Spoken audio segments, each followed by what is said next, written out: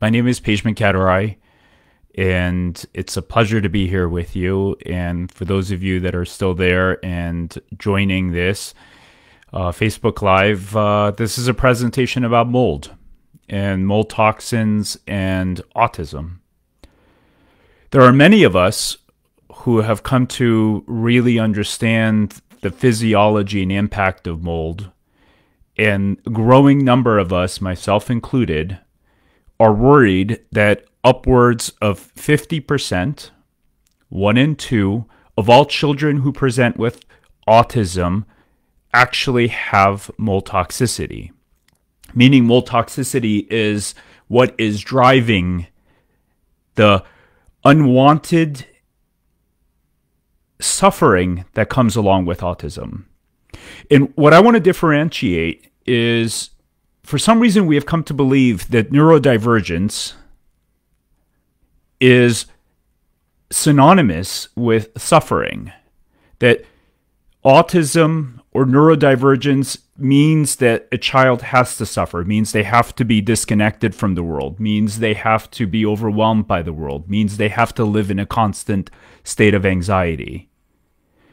And I believe that that concept is actually completely flawed. Because what we have done is we have enmeshed, we have combined the suffering that comes with autism spectrum and clumped that in with neurodivergence.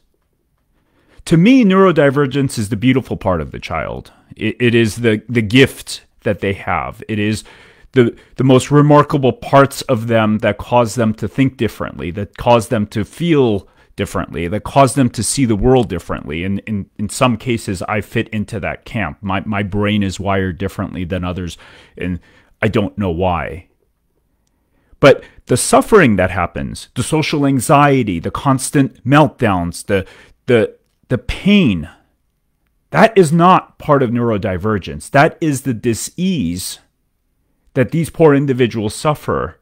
And that dis-ease may be caused by mold and mold toxicity in upwards of 50%. What we find, if this works, technology just does not want to seem to be our friend today. So what we find is a lot of unusual findings in children who are on the autism spectrum. Mitochondrial abnormalities, metabolic issues, reactive oxygen species with a lot of oxidative stress. And oxidative stress is basically cellular rusting, if you were to boil it down into one thought.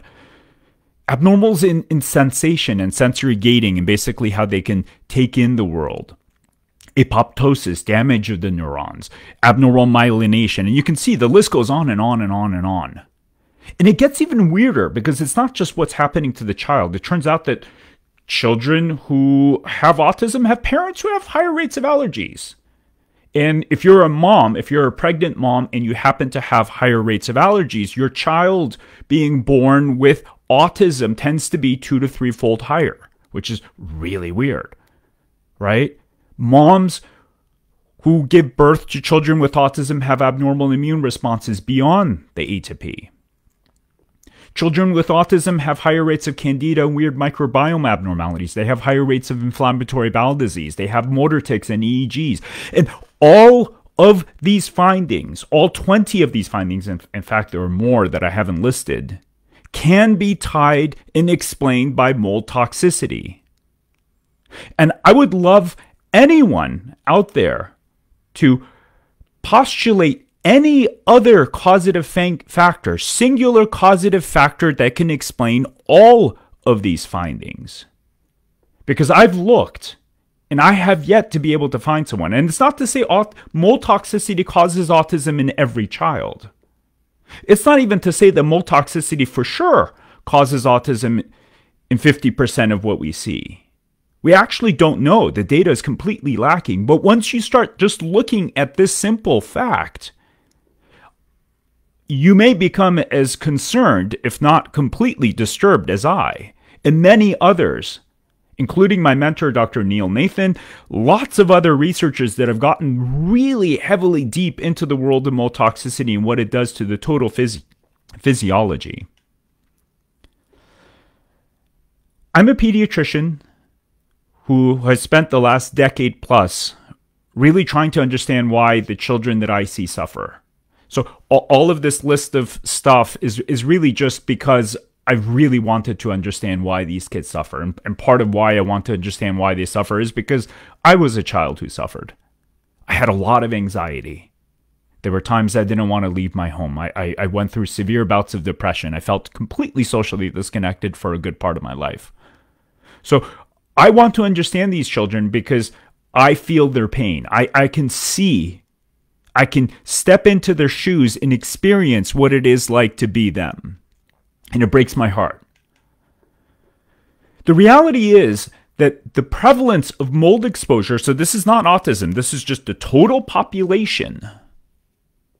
What we find in the total population is that somewhere around 1 in 10 to 1 in 2 of all children are exposed to mold.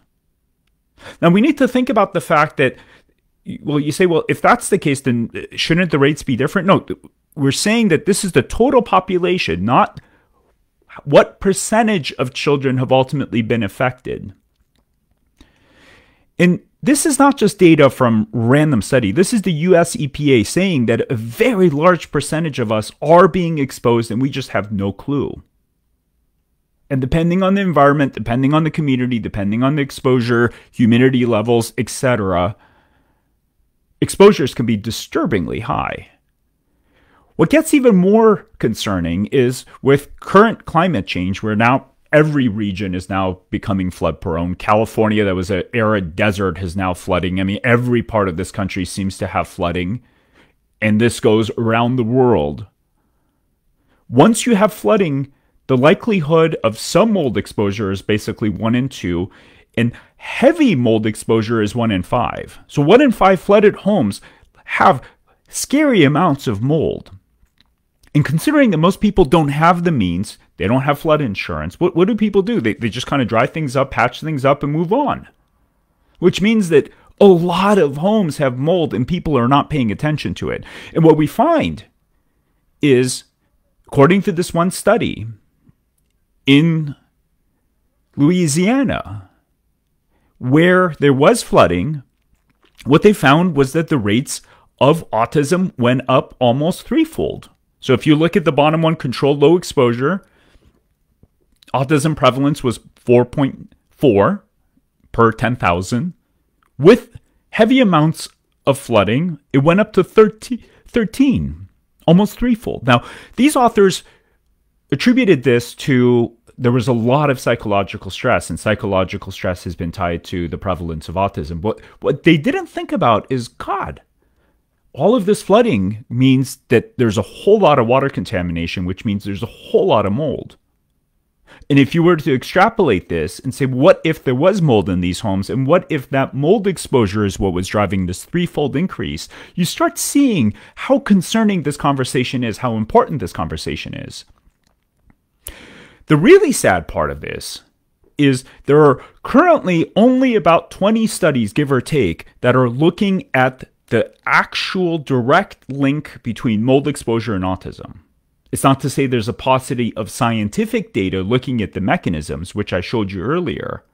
But when you ask the question, does mold exposure cause autism? We only have about 20 studies. And of those 20 studies, the ones that actually looked at, do these children who are presenting with autism have higher levels of mold toxins within their bodies? The 2 studies that you can actually find say that there's a significant, not a little difference, a significant difference between children who have autism and the levels of mold toxins in their body versus controls. So the data that's out there is not reassuring in any way, shape, or form. And according to Dr. Andrew Campbell, who's probably one of the most well-versed scientists and researchers in the area of mold and autism, his belief in a private conversation I had with him is that upwards of 50% of what we call autism is actually mold toxicity. And myself, my mentor, Dr. Neil Nathan, who's probably one of the country's top mold experts, all agree. The honest answer is we don't know. We don't know because we don't have enough data. And very few people are even looking at this or talking about it. And that's why I'm here. What happens? How does it happen? really, really simple. You add water, you add humidity to drywall, you get mold. Drywall has paper. Paper comes from tree bark. Tree bark has mold spores. So all drywall actually happens to have some amount of mold spores built into it, which is not a very clever idea. But in the process of making home building a lot more efficient, what we did is create this scenario where mold spores can grow more easily. Now, you may say, well, drywall has been around for 60 years and autism wasn't a problem 60 years ago. And that's true. But also 60 years ago, homes were completely leaky. Air exchange was so common. There was no window that closed perfectly. That we weren't running air conditioning all the time. So homes used to breathe.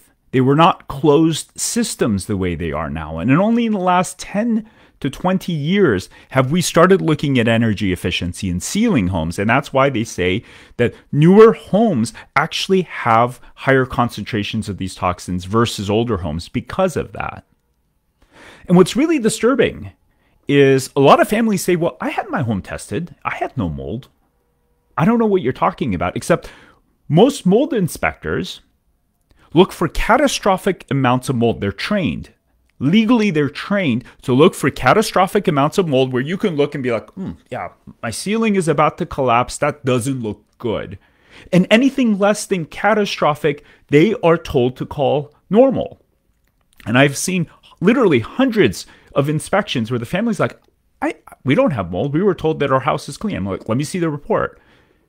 And of those reports, if you've ever had one, you can actually look at the laboratory analysis all the way at the end where they tell you the number of mold spores per area that they tested.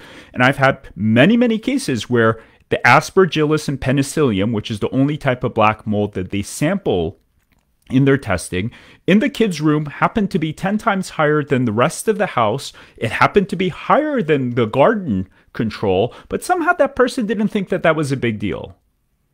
So our current methodology of assessing homes is completely flawed.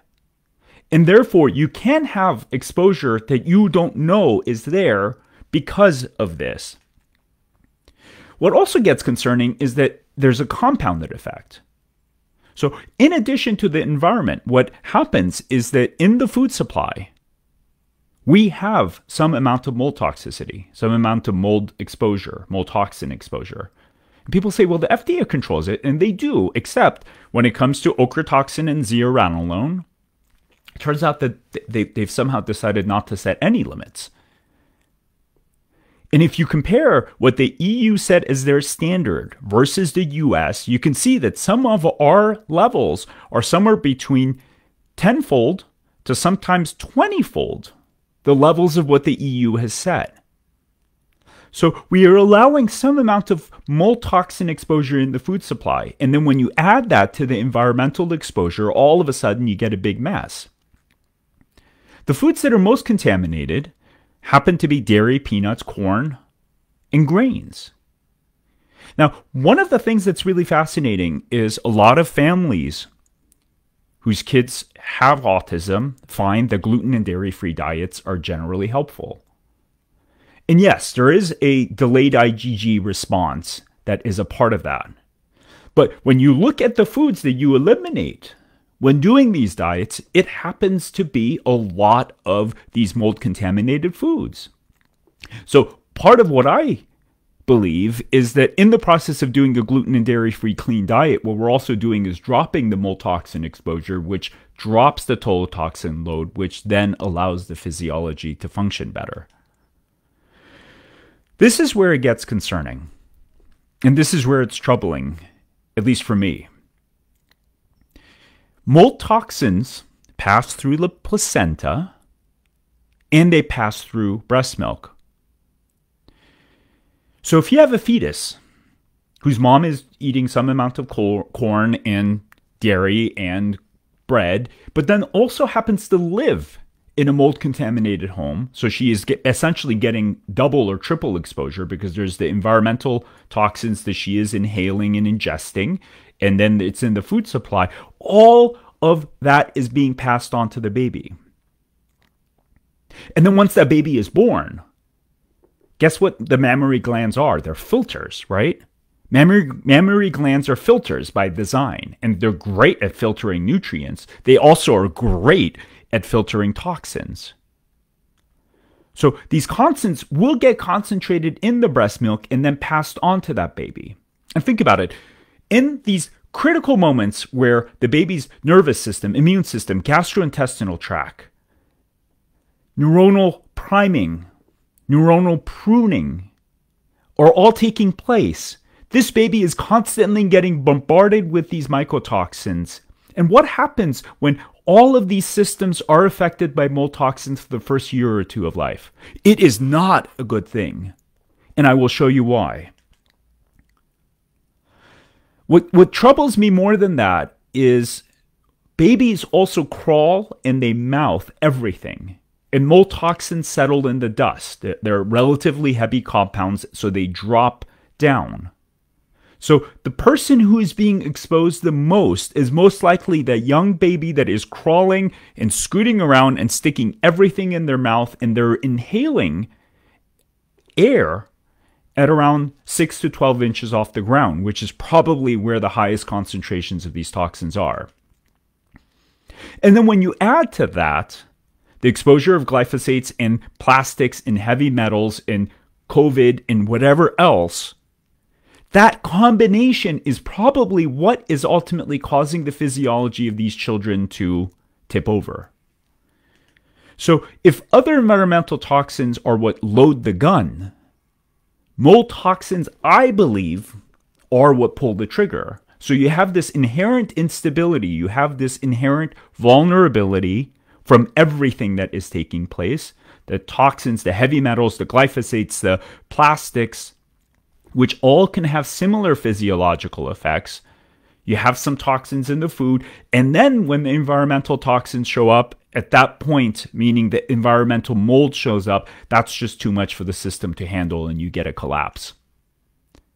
How does this collapse show up? Well, the first thing that gets hit is the mitochondria. So as I shared with you, children who present with autism spectrum have very odd mitochondrial errors.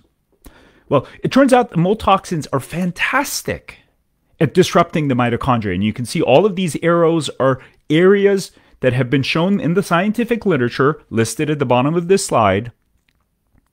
All of these arrows are areas that mold toxins can disrupt mitochondrial function. So every part of the respiratory chain, which is basically this conveyor belt that takes energy, or food, I should say, that gets broken down to these basic particles, if you want to say, and that gets fed into the generator, and the generator basically turns gasoline into electricity, which is what ATP is. Every single component of that generator can take a hit.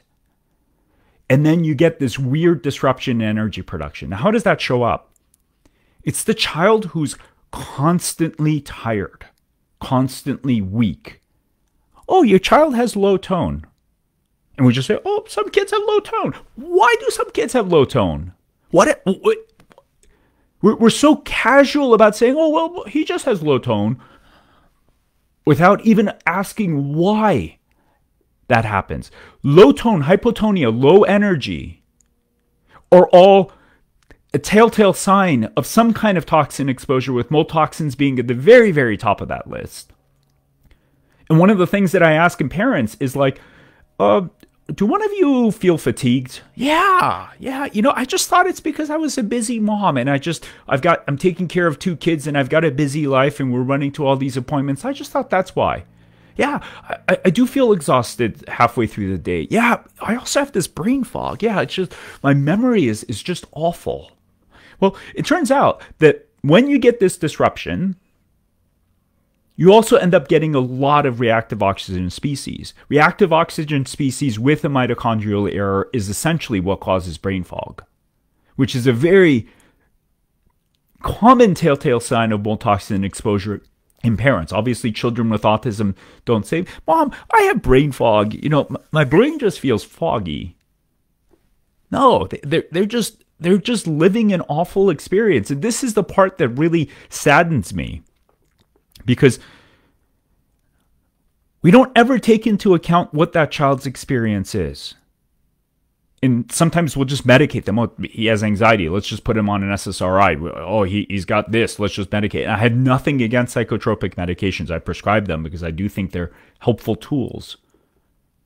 The problem is that we never ask why in God's good earth this child is having this challenge in the first place. Why is this child suffering? Why is this child tired? Why is this child struggling to learn? Because guess what? These mitochondrial errors plus reactive oxygen species that result in a state of brain fog. Guess what? If you're living in a state of brain fog all the time, will you be able to learn?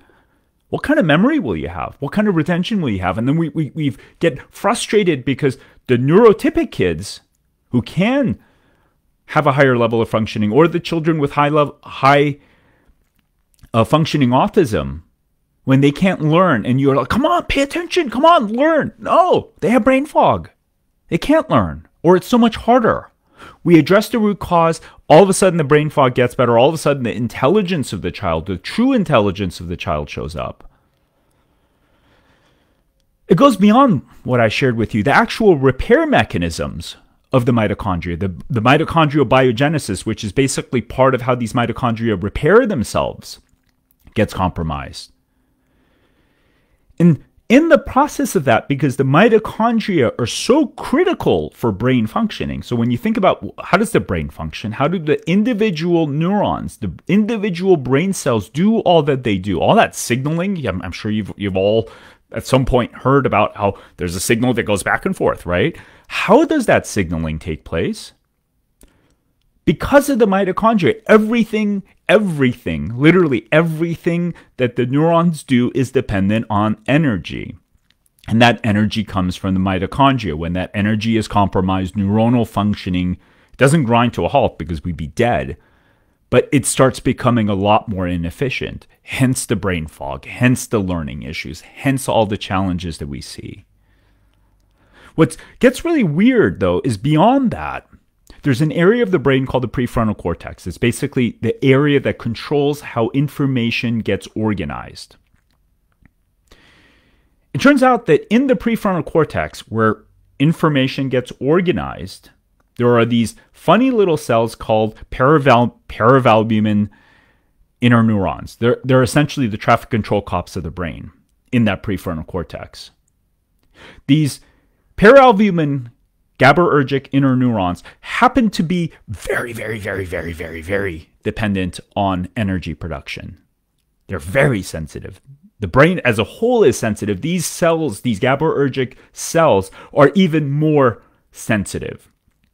So when there's some kind of mitochondrial dysfunction, and this is straight out of this article, it causes an impairment in complex information processing. Now, what do we say these children with autism have?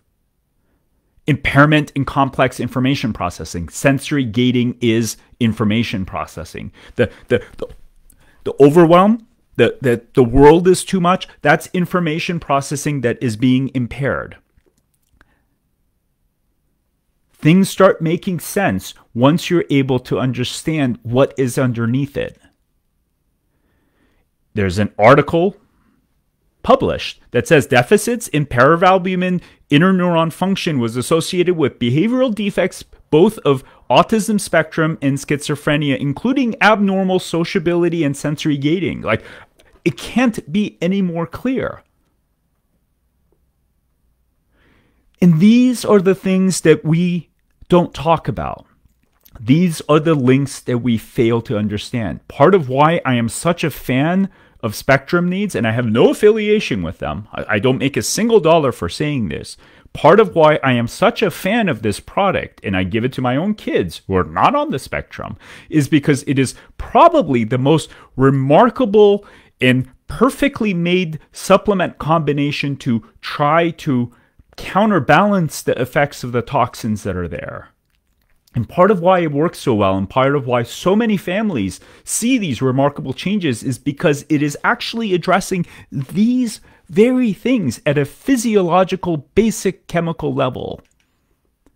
But it's not just that. You can get apoptosis in the neurons, which basically is cellular death. You can get disruption of the cytoskeleton, leading to demyelination, also a part of autism. It can induce inflammation within the nervous system. It can disrupt neuroplasticity. Like, you look at these and you're like, check, check, check. It's disturbing. And if all of this is happening intra-utero, if all of this is happening when the baby is just a few months old, when all of this is really at a critical stage, how is that impacting what we see as autism? And this is not to scare people. It's not to scare you. It's to bring about a ton of hope, because all of this is mostly reversible in the hands of the right person that knows what they're doing. More importantly, this is reversible and preventable. If we get smart enough to say, God, this may actually be a thing. Let's do a lot more studies. Oh, yeah, this 50% that we're speculating is real. God, then that means that we should not have pregnant women in mold-contaminated homes. We should be mindful of how much mold toxin exposure is happening when a mother is pregnant. And through that, there are profound levels of challenges and suffering that we can prevent, if not reverse. So this conversation is not to scare you. Hopefully this is a conversation to give a lot of hope to a lot of people, and through that bring about answers and bring about solutions, and to help prevent suffering and reverse the suffering that is happening right now.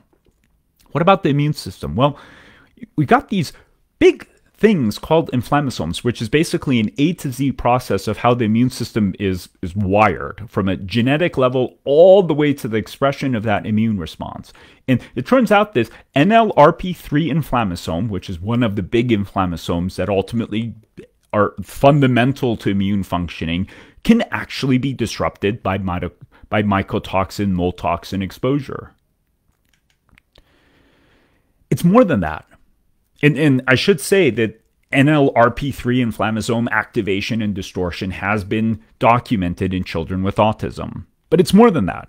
It turns out that if you take these poor pigs who are pregnant, you inject them with mold toxins, what you find is not only did the mom's immune response go weird, the poor babies, the piglets that were born several weeks after they were born, far after the exposure that took place when the mom was pregnant. So they injected, they left these poor animals alone.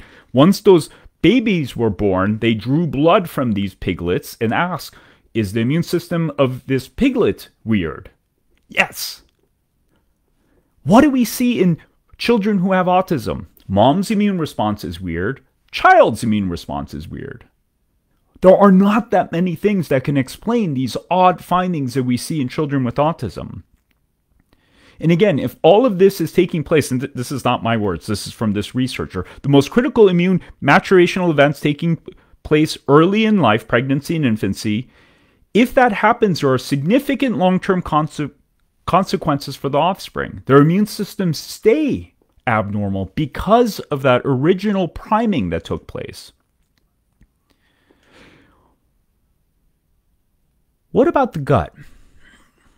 Well, this is actually the easiest part to understand. Where does penicillin come from? Where do we get penicillin? Where do we get most of our antibiotics from? Mold. Penicillin is named after penicillium, which is a type of mold.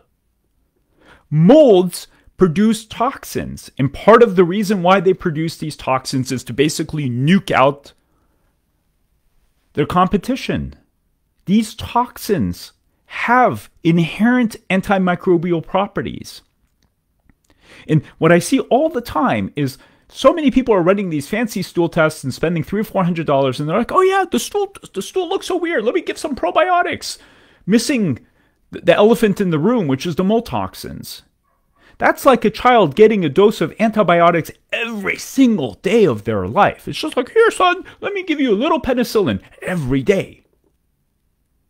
Mold toxins can cause that profound degree of disruption in the microbiome. And if that is happening early on, when the baby is now born and supposedly getting the good bacteria to be priming their gut, except along with the good bacteria, there's a dose of antibiotics every day as that baby nurses multiple times per day.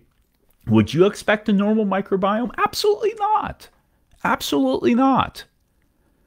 And what's really weird is when the good bacteria get disrupted, because these good bacteria were controlling certain unwanted things like candida, what happens is all of a sudden candida now has free reign to do whatever the heck it wants. And a lot of parents say, yeah, my kid was fine. They got a dose of antibiotics and everything went to hell. All of a sudden the eczema went crazy. All of a sudden my child regressed. All of a sudden his gut fell apart. If the microbiome was barely hanging on for dear life, and now a big dose of antibiotics show up, 100-fold what the child was getting exposed to, and the few bacteria that were there now get wiped out, it makes sense why that child's gut and immune system and ultimately their entire system changed. I see this all the time. The children who are exposed to mold are doing seemingly fine, not great, seemingly fine. One dose of antibiotics and it looks like the house collapsed. What's strange is when that happens, candida actually then itself becomes aggressive. It becomes invasive. And one of the things that we see in children with autism is this weird alteration in candida numbers, but also how the candida is behaving. What about the gut itself? Sadly, when you have mold toxins, you get a significant, not a little bit, a significant disruption in the gut itself. So we have these tight junction proteins, these TJs, they're included into CLDNR34. These are essentially the glue that keep the gut healthy. They keep the cells glued together, which is what prevents leaky gut. When you have mold toxin exposure, that glue essentially gets destroyed. And what do? You get leaky gut. So if you look at the picture on the right, that glue is ultimately messed up. But then in addition to that, the villi, which ultimately help us absorb nutrients, get disrupted. And I'll touch on that a little bit later. And part of what's really important in the box below is that it does not take a whole lot to cause this damage.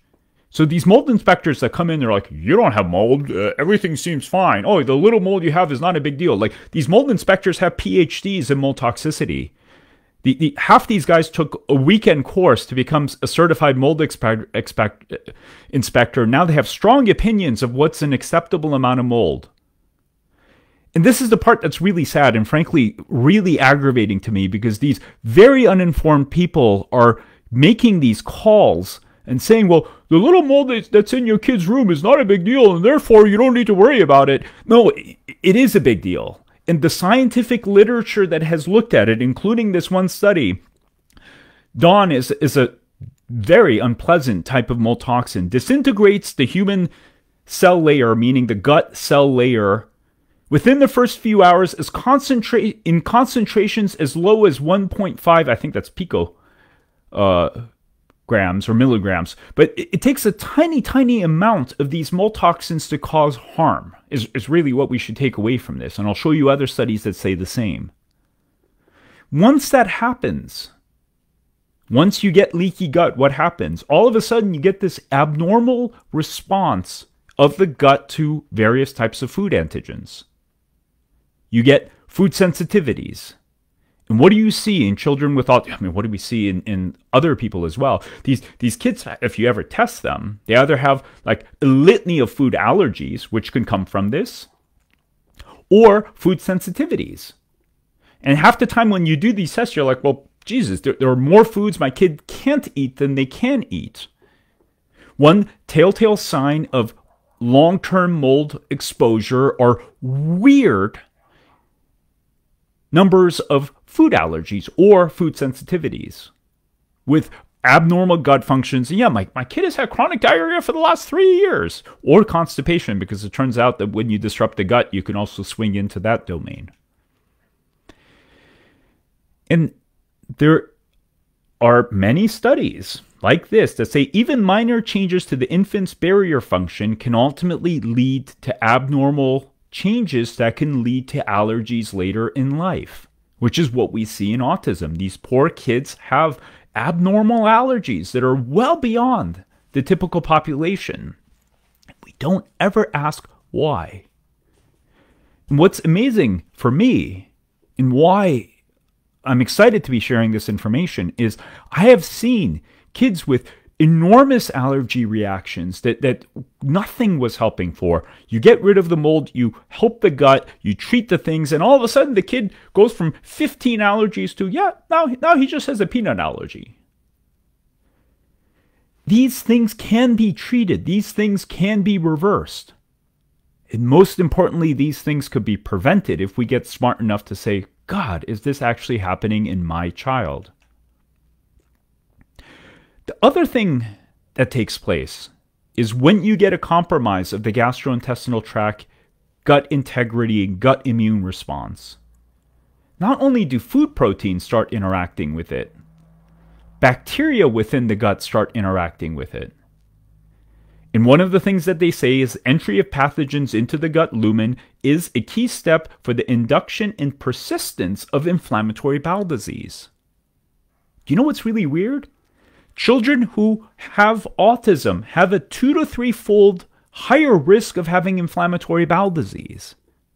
Why in God's good earth would a child with a central nervous system irregularity have higher rates of inflammatory bowel disease? Well, if they've been exposed to mold half their life, that would be one explanation.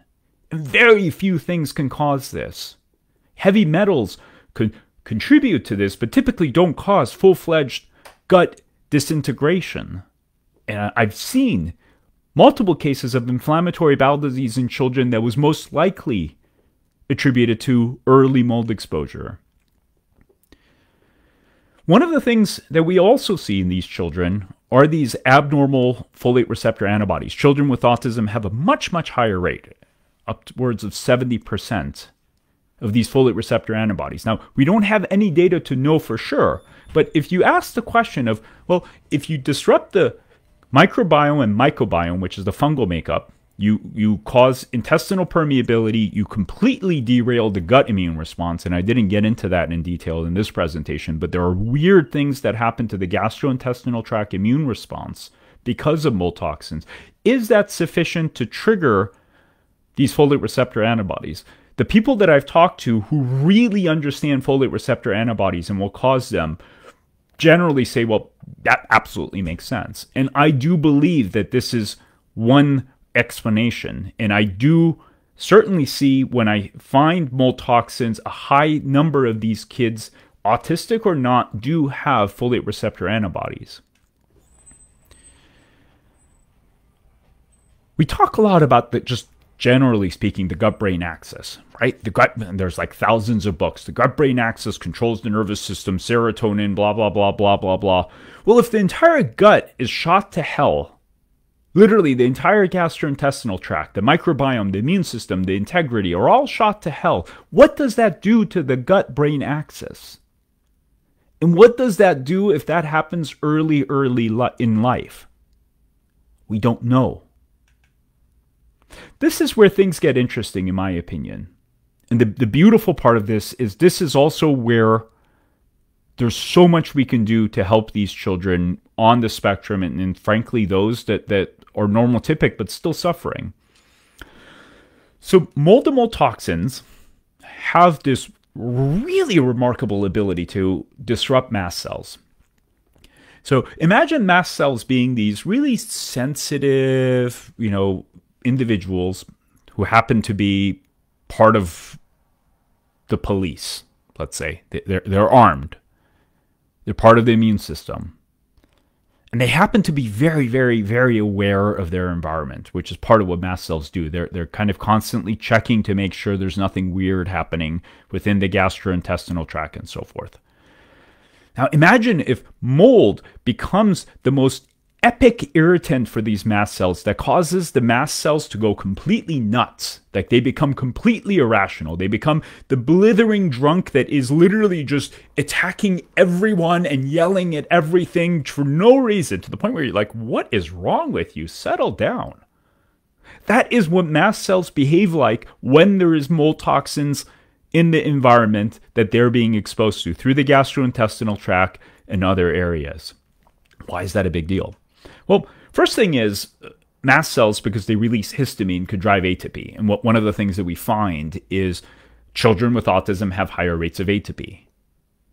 It turns out the molds directly can induce allergies.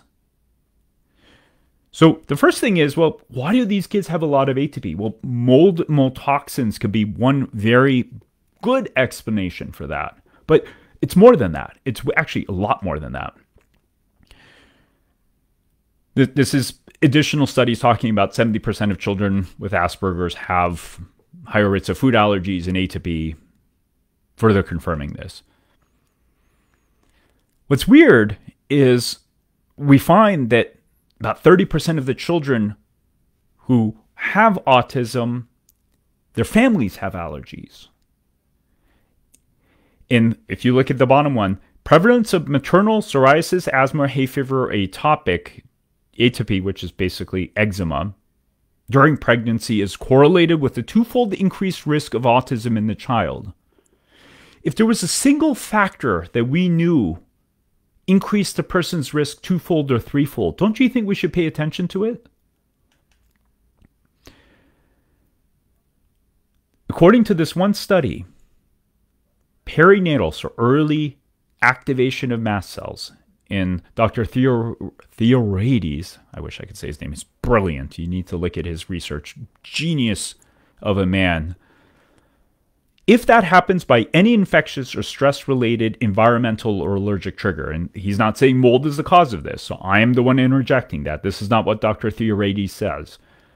If that activation takes place, it causes a pro-inflammatory and ultimately release of neurotoxic compounds that can ultimately contribute to autism pathogenesis.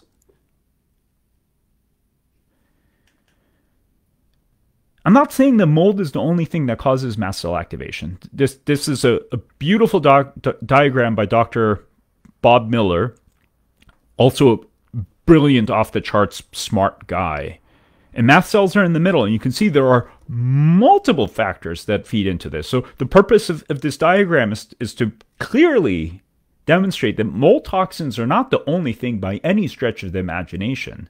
In my opinion, they do happen to be a fairly important factor, though. Now, how is this tied to anything else other than allergies? You're like, okay, what's the big deal? Yeah, okay, allergies. This is the part that actually gets really interesting. So mast cells, when they are hyperactivated, when they are irritated, they release tons and tons and tons of histamine. And yes, histamine does cause allergies. Have any of you ever taken Benadryl? Have you ever given Benadryl to your kid? And then you just knock out? How in God's good earth does a antihistamine, which is what Benadryl is, knock you out? Well, it turns out that histamine is one of two primary regulators of the sympathetic nervous system. The fight, flight, keep you alert nervous system. There's glutamate, which is why we take GABA or magnesium, right? GABA counteracts glutamate. And then there's histamine. These are the two compounds. These two compounds are all that there are to keep our nervous system tone in a state of alertness. It turns out that histamine not only causes alertness, it induces and influences the arousal centers. It significantly impacts food intake.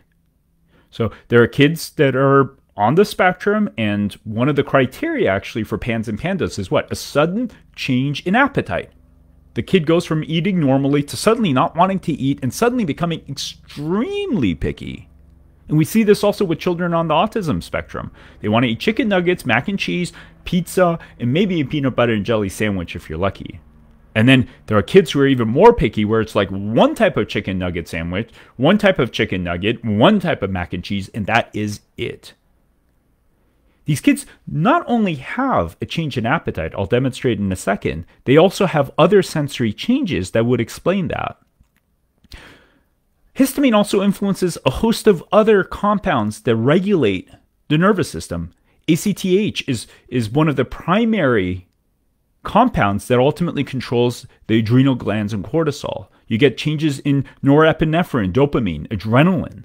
Histamine controls adrenaline. So when you get this kid that's like, can't sleep, right? They can't fall asleep. They're constantly on edge. They've had 15 cups of coffee. Yeah, well, if your adrenaline is shot through the roof because your histamine is completely off the charts, what else would you expect? What else would you expect? And I've had so many families, I'm like, yeah, your poor son probably is getting the equivalent of 15 cups of coffee a day. Yeah. These poor kids, they can't fall asleep.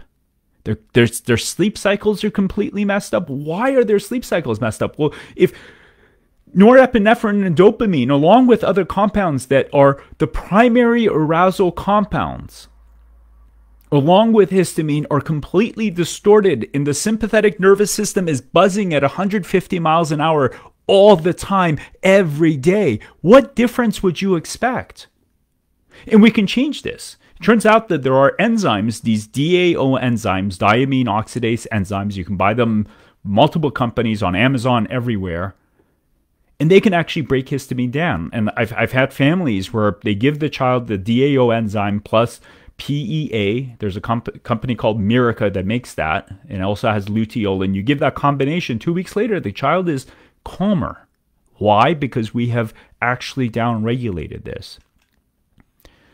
What's weird is beyond those things, you get changes in the vestibular system. Why is that a big deal? Well, for any of you that have worked with any kind of occupational therapist, part of what occupational therapists, especially those that do sensory integration, do is they try to rebalance the vestibular system. So the kids that are constantly fidgeting, constantly moving, that have odd sensory experiences, they can't tolerate clothing, they can't handle their hair wash, they're clumsy, they're bumping into things, they're constantly moving. Johnny, sit down. Johnny, sit down. Johnny, sit down. These kids are moving. They're hyperactive. They're constantly, because their vestibular system is completely disrupted. They can't help themselves because their nervous system at a core foundational root level is disrupted. And I've had many kids that have been on 2 years, have had 2 years of sensory integration occupational therapy. Nothing worked. I gave them the supplements that I mentioned. And literally 3 weeks later, my God, Johnny is calm for the first. Oh, he can actually sit still. This is amazing. It's not amazing. It's basic physiology once you start seeing it come together. And what is important is that last line. Histamine in the central nervous system is involved in sensory gating. So when you add the mitochondrial impact with the prefrontal cortex and those GABAergic neurons and the histamine disrupting sensory gating in the vestibular system, which is part of how sensory processing is taking place, there's this double hit happening at the same time, which is part of why these kids are constantly overwhelmed. Their nervous systems literally lose the ability to control how information is regulated in terms of how it hits the nervous system. It's like this constant bombardment all the time, which is why these poor kids struggle to be in the world. That is not what neurodivergence is. That is the dysfunction that comes from the pathophysiology of things like mold that drive it. And we need to differentiate this. We need to clearly say, wow, that is the suffering of the child from mold and Lyme and heavy metals and God knows what else. And this is the beautiful part of the child, the neurodivergence.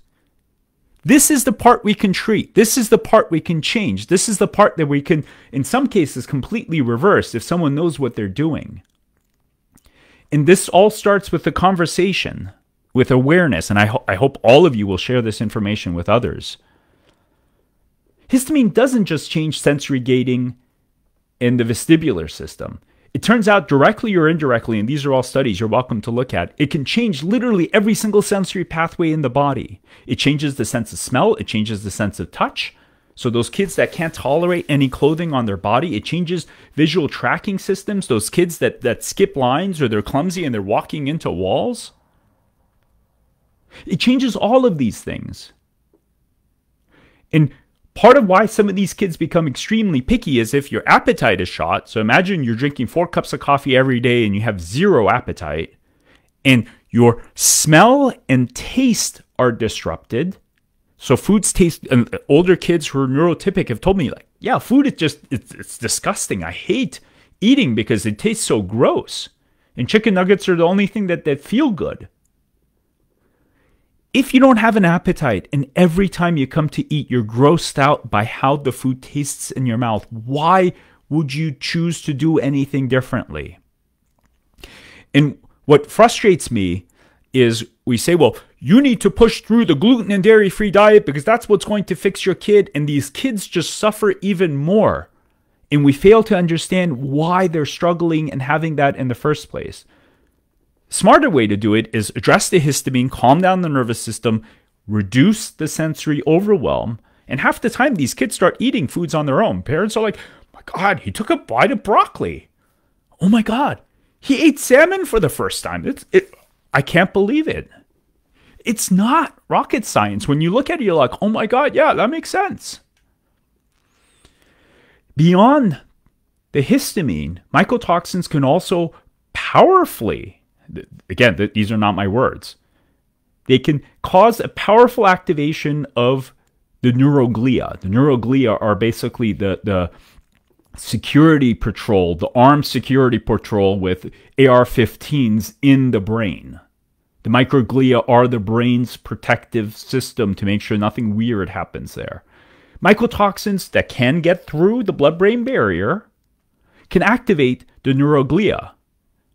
And it can happen early in life. So first year or 2 of life or later, this could be taking place. Why is that a big deal? Well, it turns out that children who are on the spectrum have inflammation in the nervous system, especially with the microglia.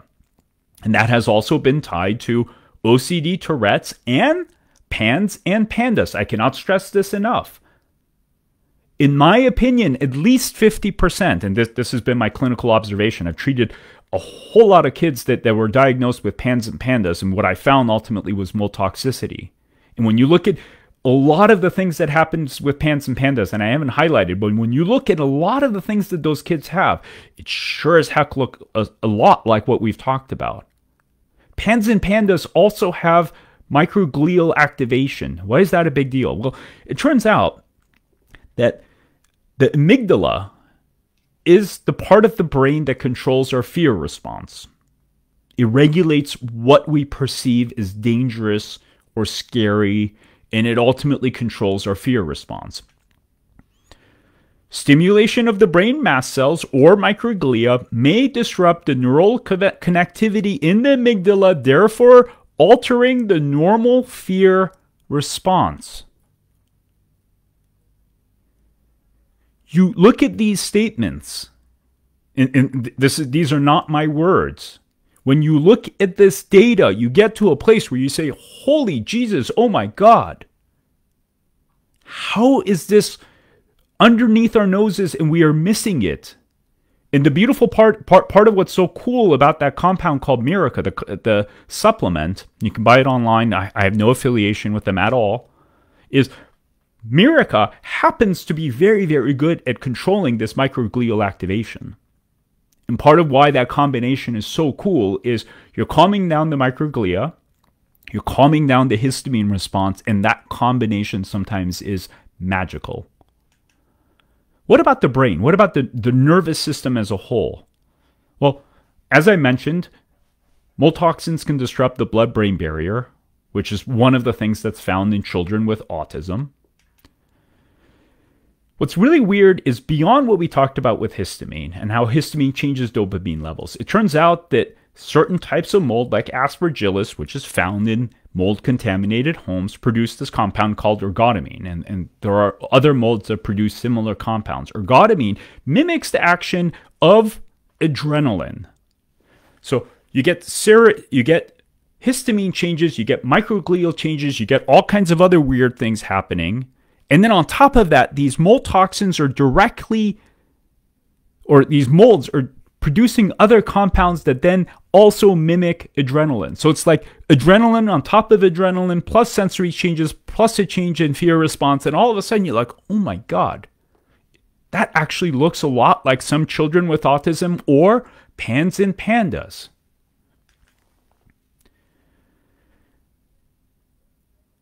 In addition to histamine and everything else, we talked about what are the two primary regulators of the sympathetic nervous system: glutamate and histamine. NMDA receptors are how glutamate ultimately induces its effects. Now, what's really weird is various types of mold toxins, ochratoxin in this case, which is prevalent in foods, can activate the NMDA receptors, which then results in the excitotoxicity mediated by glutamate, right? Which is part of what we see in children with autism. Or it can also downregulate these same receptors. So you look at the multiple mechanisms that are taking place and how that's causing suffering. And you get to a place where you're like, oh my God, yes, this makes sense. Another thing that we see in children with autism is abnormalities in folate levels. So there's a term called cerebral folate deficiency, which is common in children with autism. And no one has ever really said why it takes place, right? We say, oh yeah, these kids have it, so you just need to bombard your kid with 15,000 tons of folate because that's how you overcome it. Remember we said that folate receptor antibodies may be caused by mold toxins? So first of all, mold toxins can plug the transport mechanism of how folate gets into the nervous system, but it turns out at other levels that is not described by this, you can also cause other changes in ultimately how folate can get into the nervous system, all because of these mold toxins. Let's look at the cognition as a whole. So we've talked about the basic mechanisms. These are all the things that mold toxins can induce. All published studies, and I've added one or two things like visual tracking errors. In normal typic kids, one of the things that I see, and it's a very, very, very, very common thing, is children who are exposed to mold toxins sometimes have issues with learning math. Well, yeah, he's fine in other areas, but when it comes to math, he can't handle it. Why? Because working memory is what you need to learn math. But it's more than that. There's inattention, there's executive functioning. Yeah, he just can't handle any two-step commands. He's just all over the place. Yes. Why? Because it's essentially taking your kid's brain, throwing it in a blender, hitting pulse for 30 seconds, and then that blended brain gets put back into your kid's head, and then you wonder why they can't learn. There are so many kids who are giving up on their ability to learn. They're giving up on school. They're giving up on college. They're just giving up. They're like, I'm too stupid. I can't tell you how many kids have looked at me and have said, I'm just too stupid. They're not stupid. Their nervous systems are falling apart because of this ongoing toxic exposure that we are missing. And if we get smart enough to a place where we say, oh my God, this is what's happening to this child, we can reverse it. We can address it. Part of the beauty of neuro needs is because it creates essentially this protective shield. To some extent, when there isn't heavy amounts of mold exposure, it can actually help improve these things. It may not be able to reverse it because all the toxins are there, but it can help improve these things. You can get weird states of mental confusion, where various degrees of altered mental status. And all of this shows up dependent on how long the exposure has been taking place. Another telltale sign that I see in children who are exposed is they have these weird motor tics, these weird motor discharges. It turns out that children with autism have much higher rates of motor tics and also abnormalities in EEGs. Mold toxins can do both of these. And I've had many cases where the neurologist looks, they do the EEG, they do an overnight EEG, they do all of this testing, and they're like, I see the abnormalities, but this is not epilepsy. Those times where the neurologist says, I don't know what the hell this is, it's not normal, but I can't explain it. Pretty much, at least in my experience, every single one of those cases, not to say all cases, but the cases that I have seen were mold toxin exposure. Mold toxins can also disrupt nutrient absorption because they disrupt the gut. They disrupt those villi. So when in chickens that were exposed to ochratoxins, which is one of the toxins, their ability to absorb iron went to heck. And I've had many kids, and this is one of them, where their ferritin was 1. There was a beautiful little baby that's been exposed to mold where their hemoglobin was 8.5 because of mold exposure. If your child has had a lot of iron deficiency, and they have motor tics, and they have allergies, and they have learning issues, there aren't that many things that can explain all of these things. Mold toxins can explain all of these things. Even more common than iron deficiency is zinc deficiency. I see this as one of the most common telltale signs that when we measure RBC zinc in particular, which is more sensitive than regular zinc, if you measure an RBC zinc and that zinc is moderately to significantly low, but still low, you need to ask what the heck is causing that malabsorption. And zinc is one of those things. You get changes in the lipid membranes. You get changes in DNA. And it's not to say mold is the one thing that can cause all of this. Lyme, COVID, glyphosates, heavy metals, plastics, other compounds can definitely contribute and in some cases cause little pieces of all of this. And that is really how I see mold toxicity, that there's all of this exposure that we have, some of which sadly we can't completely control. Even if you eat a fully organic diet, you're still getting glyphosate exposure. It's impossible to avoid. Microplastics are everywhere. Some of these exposures happen. They degrade the system. They create vulnerability. And then mold toxins come and pull the trigger and cause the system to completely collapse. Now, people say, well, all of this is just correlation. You're just making these correlations. None of this has been proven. And they're absolutely right. They're absolutely right. We have no idea exactly how this picture is coming together. Is mold toxicity a contributor to 5% of autism or 50%? We don't know. We don't know. It's all speculation. But I hope you would agree that this data is sufficient to cause every single person who is somehow related to either a parent of autism, a physician that's treating autism, or a researcher that's looking at the causative factors that are contributing to autism, that we need to take this very seriously. We need to take this seriously because I don't see too many other things that can explain all of these things at the same time. So we honestly don't know. We honestly don't know. Now, part of what's really frustrating is our current testing methods to assess mold exposure completely suck. Frankly, they suck.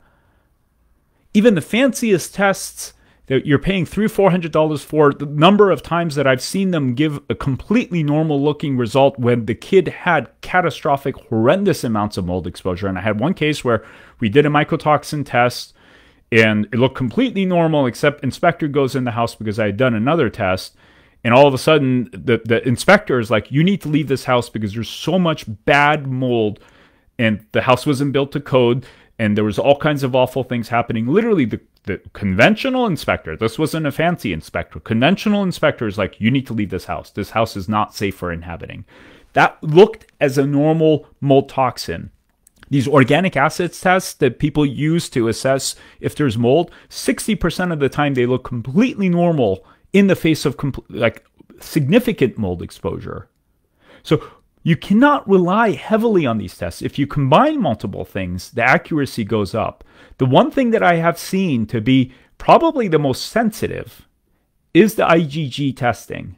IgG is a delayed immune response, and if you can through Quest actually, or have your doctor order a IgG immune reaction to cladosporium, which is one of the types of mold that happens to be the most irritating immunogenic mold. And if you test that level, or there's a company called Alletes, AlleTESS, I have no affiliation with them. They have a basic mold panel that checks for an immune reaction. It turns out that that testing is one of the more sensitive ways to assess that. Another very simple thing you can do is have your doctor order urine oxalate, random urinary oxalate levels, which is part of the organic acid test. Turns out that when there's mold, oxalates are one of the things that go up and is a fairly sensitive way to at least say, is this a problem? Between the IgG and oxalates, if both of those are high, it's not a slam dunk by any means to confirm there's mold. It's simply a screening to say, oh shoot, maybe we should take this more seriously. Ultimately, there's so much we don't know. There's so much we still have to figure out. We need to become so much more aware, which is why I'm here and having this discussion with you.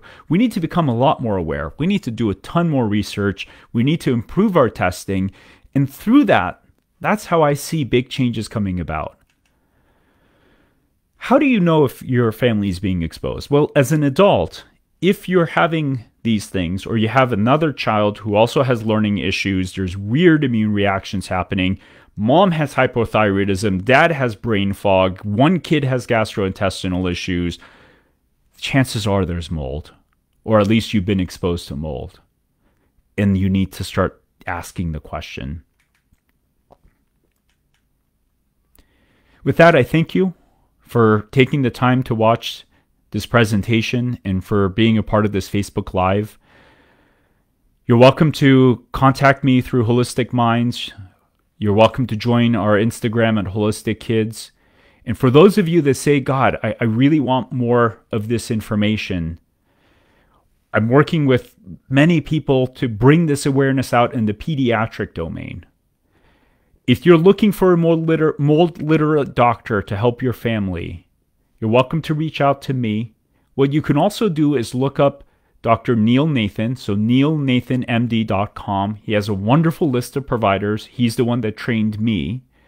Also through iseai.org,